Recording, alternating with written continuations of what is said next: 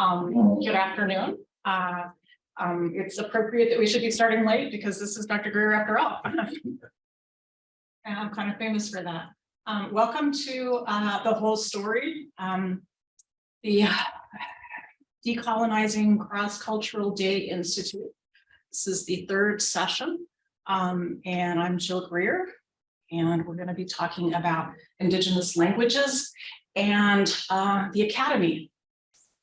And I don't mean the one that awards movie things.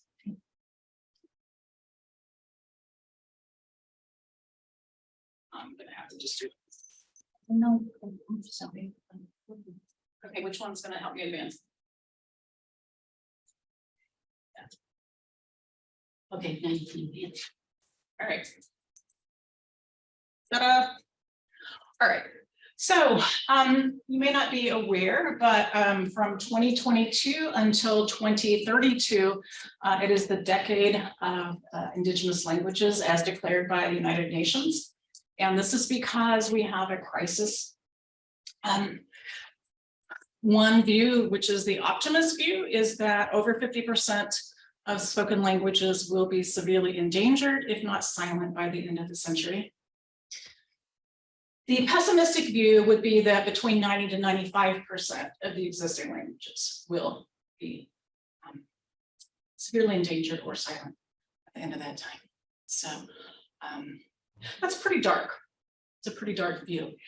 1/10 of the current linguistic diversity, that would be only 300 to 600 oral languages spoken.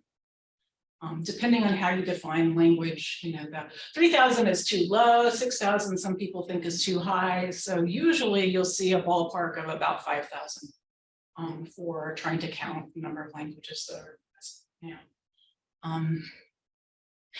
And I think it's really important to recognize that the issue of language endangerment is not separate from other global issues such as climate change, species endangerment, globalization as it affects, you know, the political autonomy or the hope for political autonomy among small people groups in larger nation states that have been not doing so well for quite a while. Okay. So we cannot ignore the fact that biodiversity is related to cultural diversity because it's the same people in those same landscapes where it is not just animals that are endangered, it is the culture of the people who live there and their ecosystems that are endangered. All right. So which languages are endangered? It ain't English, right?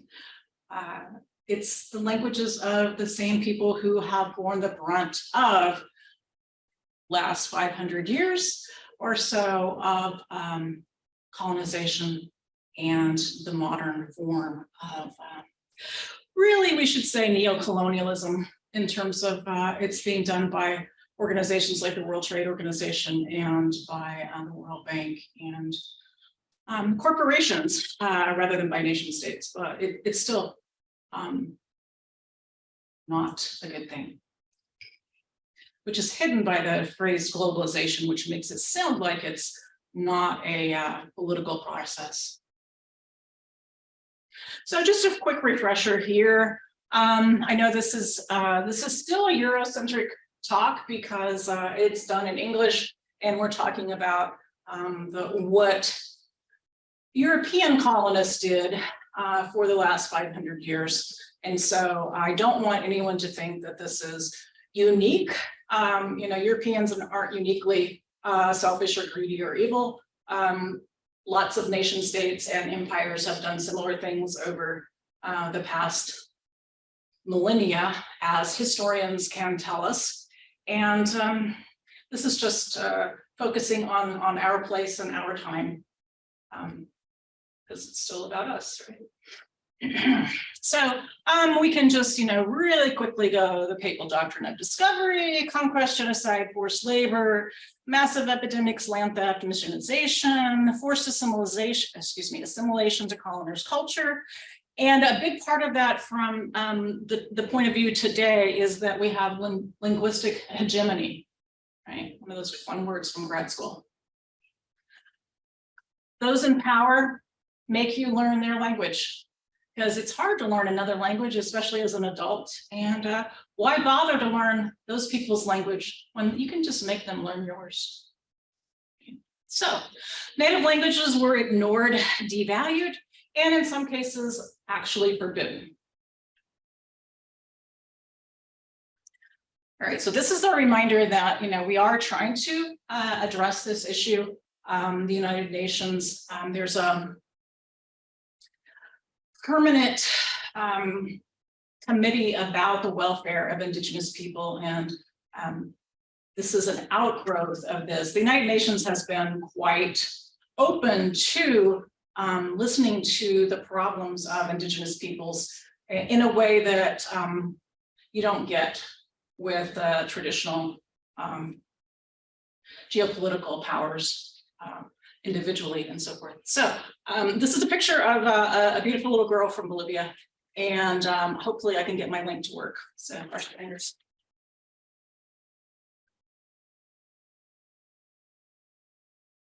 I know it's a control and click.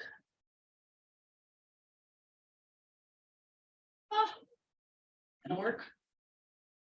Maybe.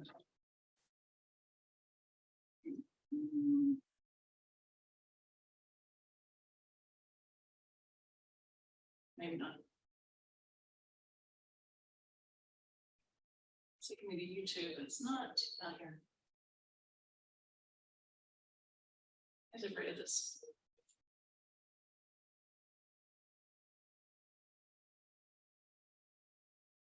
The screen's on the different.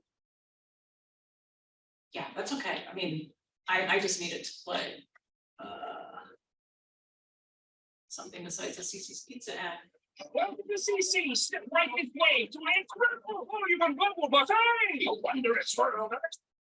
The United Nations is recognizing 2022 as the start of the International Decade of Indigenous Languages. The resolution was adopted by the General Assembly a few years ago to draw attention to the urgent need to preserve Indigenous languages. Willie Littlechild is the International Chief on Treaty 6, 7, and 8. He's also a former Truth and Reconciliation Commissioner and lawyer who played an instrumental role in this United Nations declaration, and we've been able to reach him by phone. Hello, sir. I'm sorry, I know we had a few problems connecting with you, but we really wanted to talk to you about this. Just tell us what this means to you. Nigan Semanto in Laskoma, Tako my Nikua, Aski, the Mioya, Rakio Technica. I just bring you greetings in my language to wish everyone a very happy new year, first of all. Oh, thank you kindly, and to you as well. And to your question, I'm actually ecstatic and full of gratitude that finally we're going to be focusing on our languages for a decade.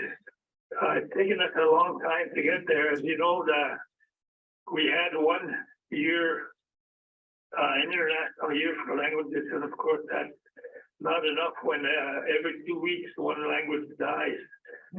So for us here at home, and in connection with the Truth and Reconciliation Commission, we reported very early on that the policy was a direct assault on our Indigenous languages because they were prohibited. And that had a very serious impact, as you know, and it's ongoing today even with the intergenerational trauma. So to have a global family, the United Nations agree to focus on our languages for 10 years going forward, beginning from today, it's one of very full gratitude for me. Just talk about that. For Canadians, we are used to being able to learn our 2 official languages, but for Indigenous Canadians, it's hard to learn your own languages. Just explain that to people. Well, first of all, in my area, Musqueam, which is Treaty 6 in Alberta, our leaders had declared free our language, Nehiyawiwin, as the official language for our territory. And by taking over our own curriculum, making it mandatory that it be taught in schools, encouraging our parents to speak it at home, it's very important. And because we're not recognized an official language, except maybe in Northwest Territories, I believe, it's very important that people understand we don't get the same support as English and French because they are official languages. So we declared ours to be an official language as well, hoping that we will also get the support that they do in Northwest Territories and for the other languages in Canada. Now, unfortunately, we are running out of time, but I want to ask you just quickly, what is it like to have a Governor General who speaks English and Inuktitut? Well, I think it's very historic. And I wanted to say, just to conclude, that the other importance of it is not only the self-identity, but self-respect, but it's really important for our spirituality. Our, again, an element of self-determination and nationhood. Well, Chief Willie Littlechild, I'm sorry we have to end it there. We're going to try to connect with you again to talk about this very important topic. Thank you for your time. Thank you very much, and Happy New Year. Happy New Year. You know, my wife's like, what'd you do? After, 6 months of doing this, she's seeing all the changes that are happening. And she says, I want to do this. Yeah, Yeah, I'm waiting for it. If you're trying to lose belly fat, stop doing cardio. This sounds kind of backwards, right? Well, believe me, it's actually true. Stop spending. Learning all kinds of things. Yes.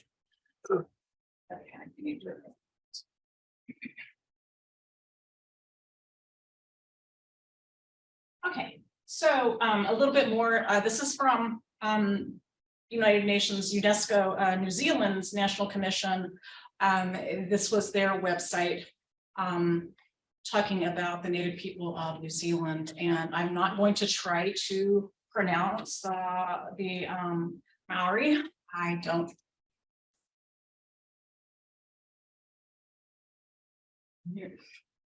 It's too far left.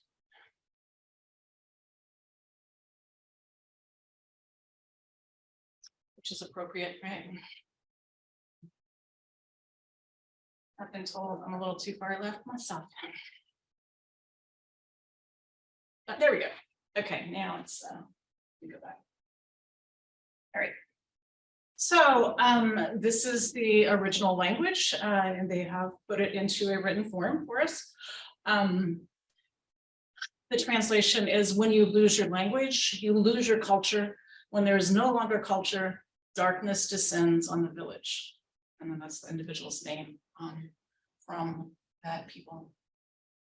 So I think that the sense of identity, being connected to the culture and the language, and honestly with the land, for most Native peoples who have not been relocated forcibly, that it's a really powerful bond. Okay, so we've talked about Indigenous languages. We need to talk a little bit about universities. And certainly academics were not necessarily at the forefront of colonization, but they have been part of the overall culture and process. And so I want to think about why the academy is an ethnocentric institution for the Western world, and this will not deal with higher education in other places, because I said I don't know anything about the way they are structuring their formal education in ways that might be unique or different. But the historical roots here obviously relate to the idea that the classic languages of ancient Greece and Rome were essentially sacred, literally sacred.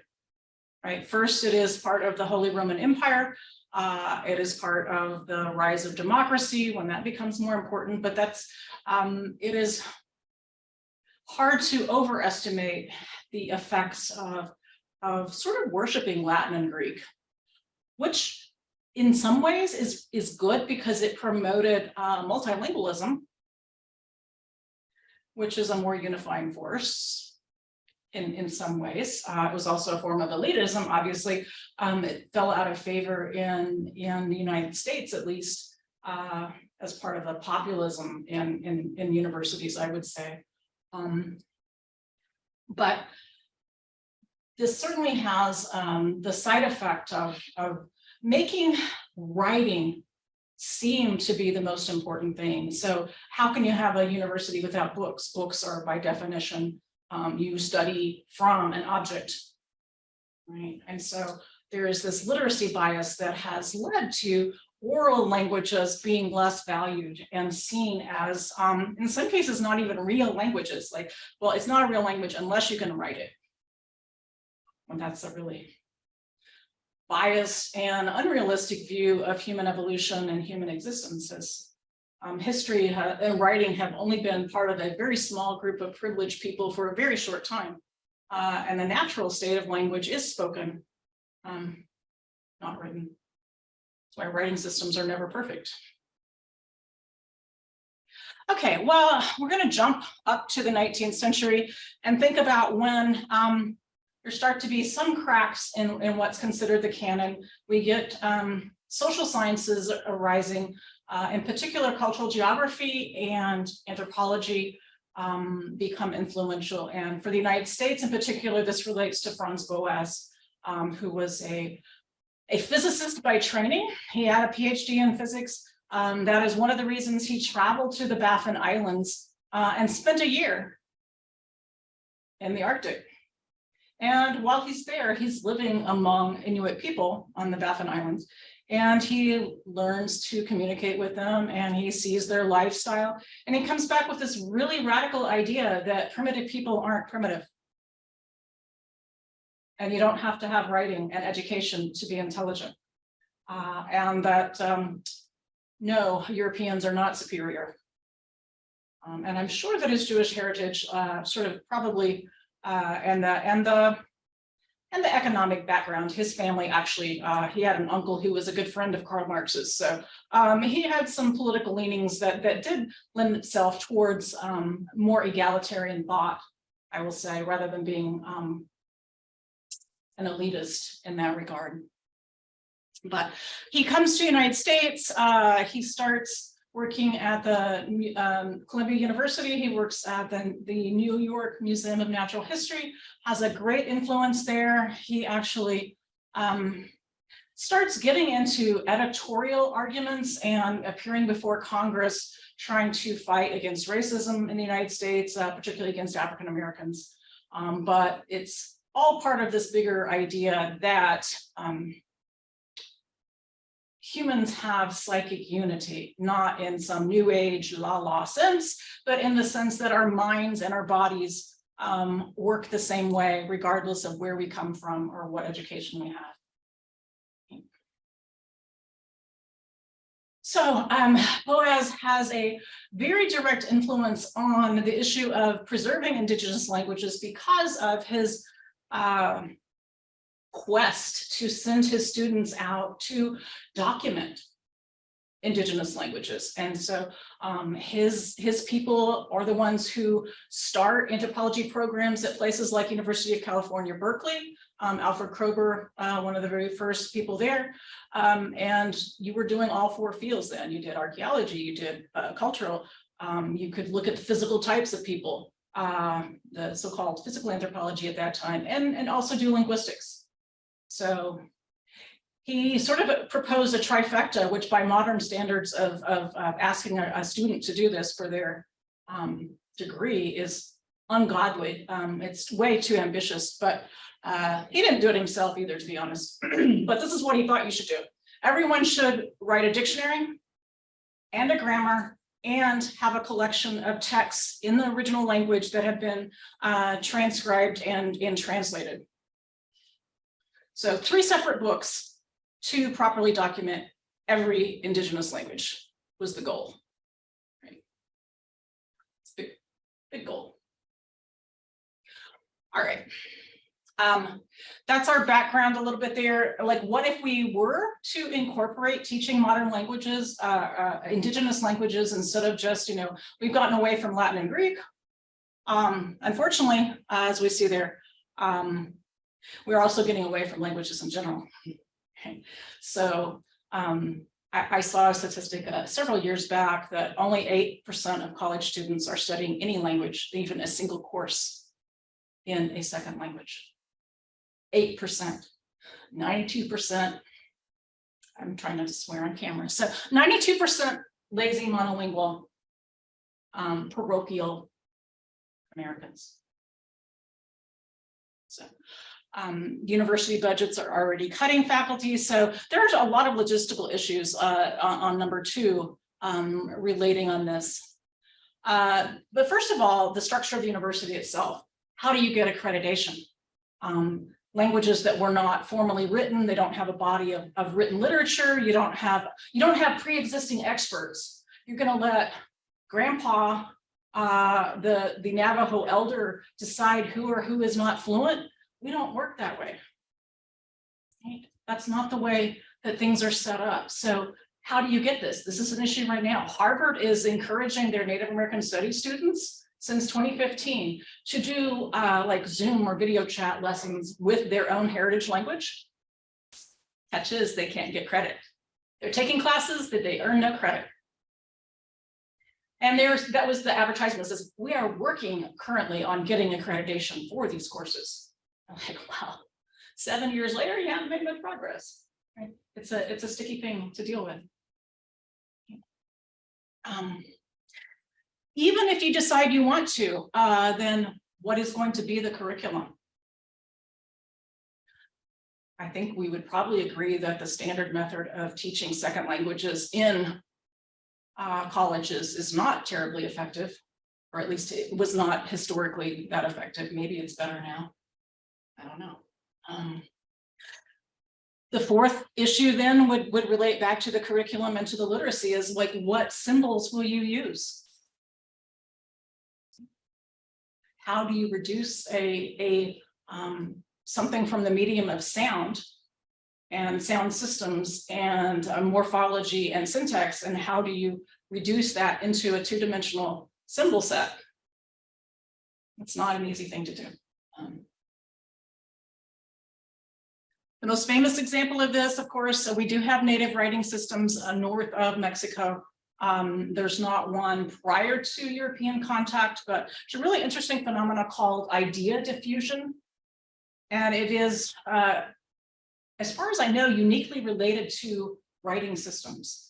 That is, when people are exposed to writing systems, even if they themselves are not literate, you have inventions of new writing systems. And sometimes they're pictographically based, and other times they're not. It's happened many, many cases around the world. It's really fascinating. But the most famous one, and the one that has more significance historically, is for Sequoia, who was a Cherokee, and basically starts creating a syllabary. A syllabary is a system where each symbol represents a syllable in the language. And so it's intermediate. It is not alphabetic. You do not represent individual sounds. It's always something with a vowel, because in the real world, consonants don't happen by themselves. So it's not very realistic. Having a true alphabet is a bizarre historical freak accident, I think, honestly. Having something like Chinese, where you actually represent whole words, is an amazing system, but it is so time heavy in terms of acquiring literacy. The vocabulary of an ordinary human to acquire that number of signs, it's daunting. It's not very practical. So it was never intended to be something for the masses. Cherokee syllabary, you have, I think, around 80 symbols. And once people got it, they basically, you know, within 2 months, you have people who are perfectly literate and they are using their own language and they are writing on their own. It's amazing. So we have a lot of interesting things. They translate the Bible, they have hymns, they write a constitution, hence being civilized, right? They have a newspaper. People are writing letters to each other. They are writing down recipes. And now you can text. Right? I think Steve Jobs, whatever, iPhone people have made it where you can get the syllabary and, you know, you can text if you want in Cherokee. So that's leaving out a lot of language endangerment issues there, but there is something good going on in modern times. So I was curious because I didn't really know before getting ready to give this talk where we are teaching what in the United States right now. So of course, the most obvious place is at a tribal college. You know, if you are on or near a reservation and most of your population belongs to a single tribe, then it would make a lot of sense to be offering that language there. And that's true all over the US. I started writing this down and then I realized it was far too much information. So we're just gonna sample here. Lakota, Navajo, Ojibwe, Anishinaabe, Comanche, Blackfeet, Crow, Pelican Lake, Flathead, Kootenai, Kalispel, Pindare, and I just stopped because I knew we were gonna keep going forever and we don't have time, right? There's just too many languages to deal with. Sorry, that's a repeat. You'll be quizzed on this later, and the Harvard one is an important question. Okay. State universities that are near other Native populations. Number one, and this was based on a website that was seeing how friendly a university was overall for Native students, whether they were Native American or Native Alaskan or Hawaiian, whatever. Okay, so University of Hawaii at Hilo was very high ranked. Of course, there's been an active revival of spoken Hawaiian going on for a couple of generations. It is an ongoing process. NEO, I'm sorry, it's not NEO. I always want it to be NEO. Northeast State University of Oklahoma at Tahlequah. Tahlequah, right? Cherokee Nation's capital. They get a state university there, and this is one of the places now where it's got a very high ranking. It's ranked number 2 in the US for being supportive of Native students. The highest percentage of Native students are enrolled there for a public school.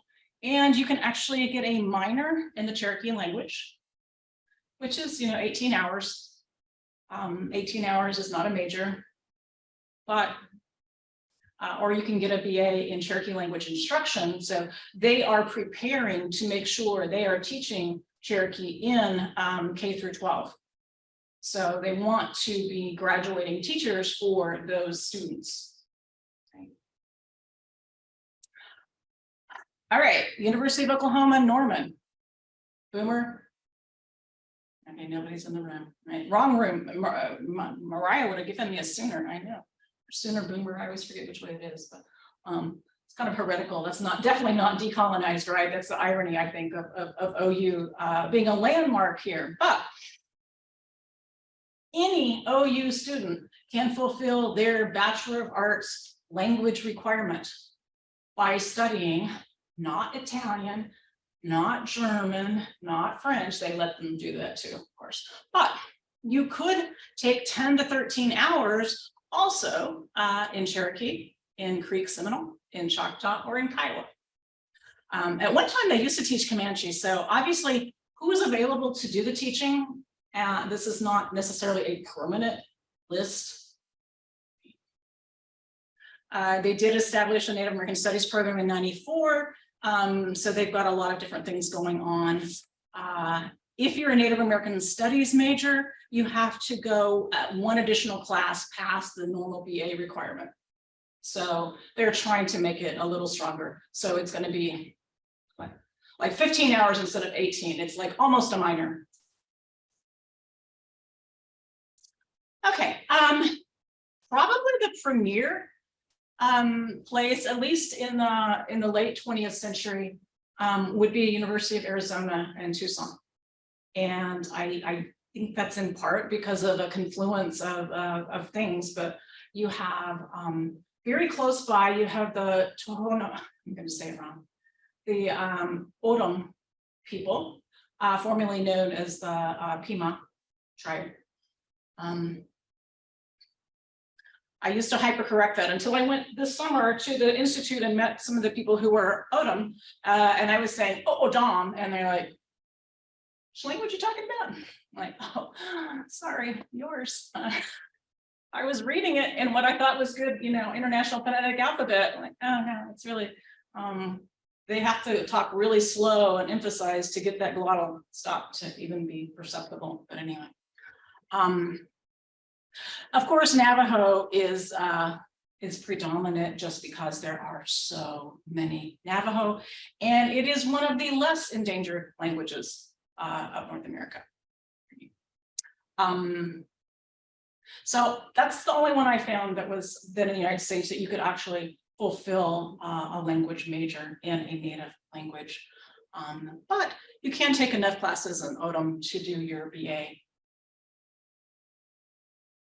And Ophelia Zepeda is in part credit for one of the amazing people who has helped to usher in this age of progressive attitudes. She was a founding member of a group called the American Indian Language Development Institute, or something like that anyway. So there we go.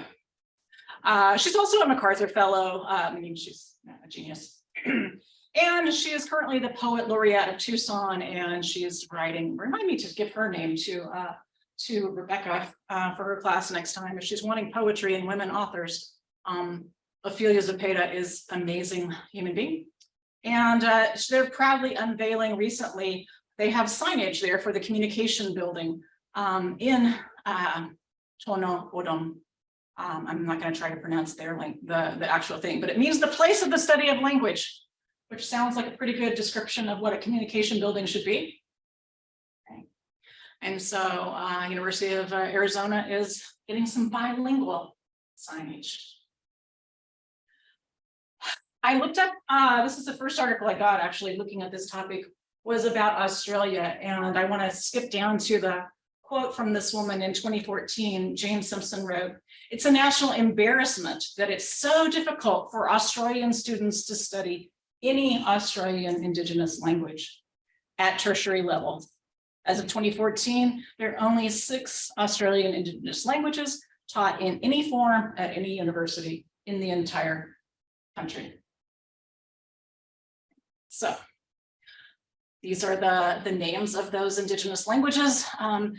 The first one was started in 1966. I'm not trained in Australian Aboriginal languages, so I'm not going to try to butcher their name either. This one took off really well, and they ended up with a 6-course sequence at one point in time, but it has dwindled in popularity, and now they simply do one intensive summer institute, and you do it all at once. So I'm sure there's a story there. I think that was the University of Adelaide. So here are the other languages.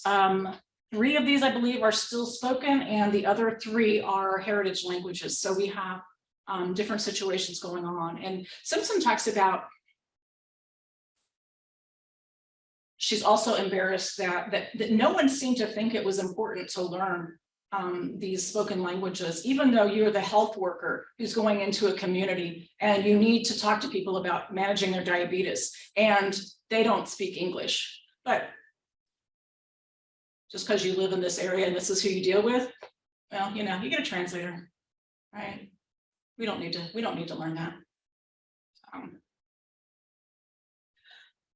right, well, if we were going to do this as a workshop, which we're not now, you could spend a little time on your own little laptop or phone and try to find out other places in the world. Where are they teaching languages that are primarily of Indigenous peoples rather than colonial languages? And we're going to count Japanese as colonial, and we're going to count Mandarin is colonial for sure. I do know that that there was a desire to have a native Quechuan university because it was in my globalization book that I used last semester, and that's from about 2010. But I didn't have time to follow up to see, did they ever create a university? I'm not entirely sure if there's been a whole new university, but I do know that at least one university in Peru now allows people to do a PhD in Quechua. And like not necessarily a PhD in Quechua language, but a PhD in sociology with the dissertation written and defended in Quechua. Or, you know, for example, so Yeah. but Quechua is, of all the indigenous languages of the Western Hemisphere, #1 in terms of number of speakers, and so like it's not an endangered language, really. Right. So But it's an indigenous language. it is an indigenous language, but it's Just like decolonizing, even if it's not, you know, one of the UN dominant languages. So having, I think the argument they were making is that bringing their kinds of philosophy and ways of knowing and kind of we'll just stick with philosophy. I was going to say epistemological viewpoint is something that they want to bring into a university setting, because they said it's not what the Spanish had, it's not what Europeans had, and we want to keep it, we want to pass it on. And having it at a university validates that it's real and it's worth studying, right? For some people.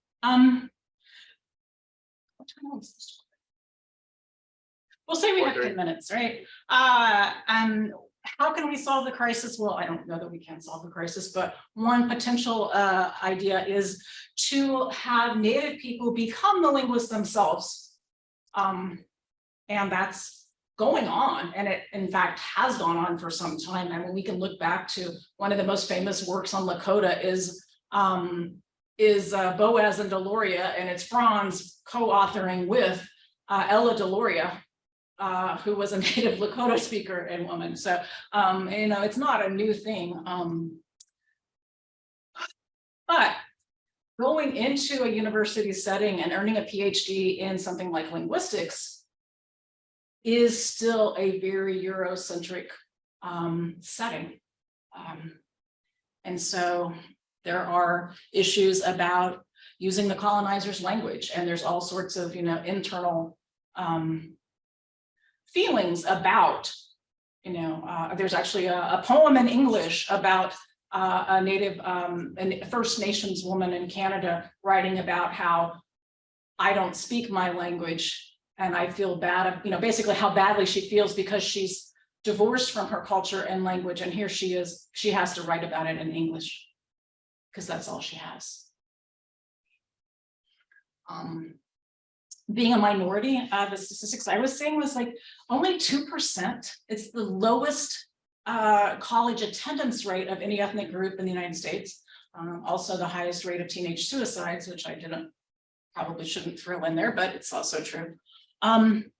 Being a minority, being first generation college, those are obstacles for anybody, let alone someone who is also an other. Do you have to leave your community and your family and the people who might be speaking your language sometimes in order to go study? And of course, the financial hardship. I had a friend on Facebook just the other day saying how, you know, she toured Dartmouth. Dartmouth is supposed to, you know, has always historically encouraged Native people, Native North American Indians to attend. But you still have to somehow, you know, come up with books or fees or, you know, living expenses or something. So this woman's like, oh, I could have gone there, but it was going to still be like $3,000 a year. And my mother said I shouldn't try. Of course, maybe mom didn't want you to move away from Oklahoma and live way back east and maybe never come home. You know, there's the risk of education as well. Really interesting, particularly since we're so close to Miami. The Miami people who are in Miami since their second relocation from their original homeland in Ohio. There's a young PhD of the group, Dr. Wesley Leonard. He's teaching in California now, but I've forgotten which university he's at these days. He actually got a grant from NSF for the purpose of encouraging younger scholars who are natives getting degrees in linguistics. So obviously NSF is trying to, the National Science Foundation is trying to address these issues and make our field of study less ethnocentric and less Euro dominated. I got to see them present this summer. I think we could probably just move on to that. Where we go. So there were other grant agencies and things, but unless you're wanting to apply for them. Polling is really cool. Questions? So this might be a bit of a wonky question. Wonk away. I shall wonk. And I don't know how to ask this except for what is the reason why it is important to preserve languages? And to add to the wonk of that, is there some hypothesis about or theory about having a diversity of languages which improves, I don't know, resilience, like humanity's resilience or something like this, like having a diversity of species preserves the resilience of a biosphere. Right. So is that the? I think there is actually an argument for that, and you might there's a nice little TED talk by Wade. My gosh, I'm Wade Davis, who's an interesting anthropologist, but that's sort of the idea that there is the biosphere is not just other species. We are part of the planet. So the people who have lived in those places are just as much maintaining their culture and their language along with the species they've been living with all that time. And that the knowledge that they have is valuable to us in terms of medicinal plants and other things. But from a linguistic viewpoint, just from a purely scientific viewpoint, cognitively speaking, there is so much diversity in languages that it does tell us something about the way human thought can be structured or is most likely to be structured and not. So I think there are those things, but most importantly, I think that it is the moral aspect that that one set of human beings does not have the right to take away and impose their way of speaking, their mother tongue upon someone else in the interest of convenience. There's a linguistics podcast I like to listen to, and there. I knew you were secretly an Yeah. anthropologist all along. Well, as a Latin Americanist, you kind of you all blend the boundaries a little bit. But what he said is that for a lot of these languages with a very small number of speakers or that are sort of close to extinction, a lot of the people who are studying those languages understand that it's unlikely that it's going to get back to a point where their people are using those languages for day to day. But there was a study done, I think in Western Canada, I think in the sort of the Pacific coast of Canada, and they found that in those communities where people had even just a little bit of knowledge of their ancestral language, the rates of suicide and depression were much lower in that group than for people who had completely lost touch with their ancestral language. And it's not that they use it every day in day-to-day speech, but it's that it's meaningful and gives people a sense of self and identity to have that knowledge that gives them better life outcomes, even if it isn't that they're using the language in their day-to-day, existence. So that's one thing. Yeah. And there are other health statistics besides suicide rates as far as general health statistics. So that if you're in touch with your larger community and those practices, then That's the second time I've gotten to use that anecdote today. yes. It's a useful one. Yeah. But yeah, it's possible. Wesley Leonard that I was just mentioning actually did his doctoral research observing Daryl Baldwin, who's another Miamia person who received a MacArthur Fellowship and just got awarded something by Biden, like in the last year, Biden recognized Daryl Baldwin for something, but he started off as a biology major and then just, and he was married to a non-Indian woman, and he just had this burning desire to want to study Miamia, and it had not been spoken for quite some time. And there are people undergoing archival research to basically, they are calling it, to awaken a sleeping language. In fact, it's politically very offensive to say that a language is extinct. The preferred term is to say it's sleeping, because we don't have the right as an outsider to make that call. We're not, we're not doing autopsies on people's. No, I'm glad you said that, because in my session too, we, like, linguists are still calling things like suicide and murder for language death, right? So it's good to think about. I'm going to add that to my list of things. Sorry, I just popped in. Ophelia Zepeda, that's who you need to put. She's a poet. She's an Odom poet. Yeah, it's on your recording if you listen to it later, but it's like, she's an amazing woman. If you don't have her on her list, she writes amazing stuff. Yeah.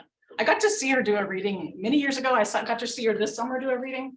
And then they had a reunion of all the University of Arizona linguists that have studied under there. And, they were this giant group of people, or she's not the only linguist there, but she was a big influence. And I had saw her at a linguist LSA Summer Institute in 1989, when she was this young, beautiful woman doing a poetry reading, right?